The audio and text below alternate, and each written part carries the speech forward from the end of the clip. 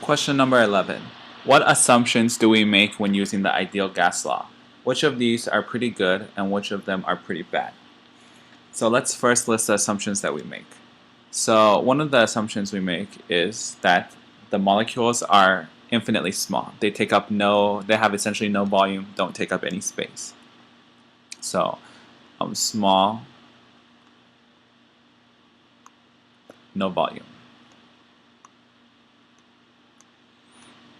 Okay, what's another assumption that we make?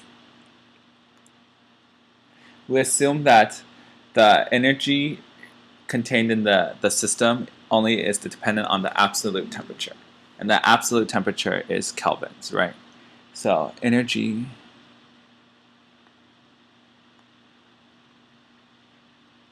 determined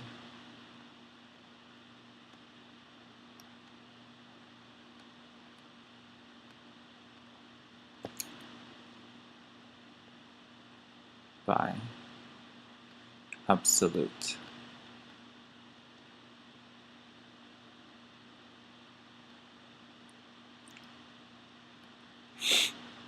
temperature. Okay. What's another assumption that we make? All the collisions are elastic, right? We assume that no energy is always conserved, right?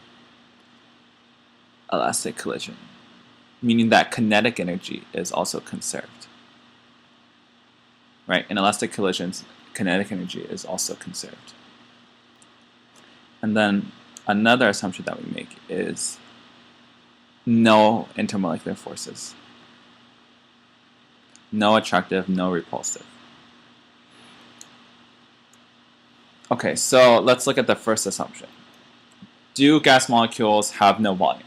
No, we know that that's not true, right? They do have volume. So all gas molecules have volume. So this is actually not a good assumption. So no. 2, is the energy of the system determined by the absolute temperature? This is true. So this occurs actually through a whole wide range of temperatures. So this is good. Elastic collisions. Are the collisions in the ideal gases in the system actually all elastic? So no, they are actually not totally elastic collisions. So no, this is not a good assumption. And lastly, are there intermolecular forces? Yes, there definitely are attractive or repulsive forces, because if there was no intermolecular forces at all, then at any temperature, whether it be 0 degrees Celsius, 100 degrees Celsius, all molecules would be in a gas form, right?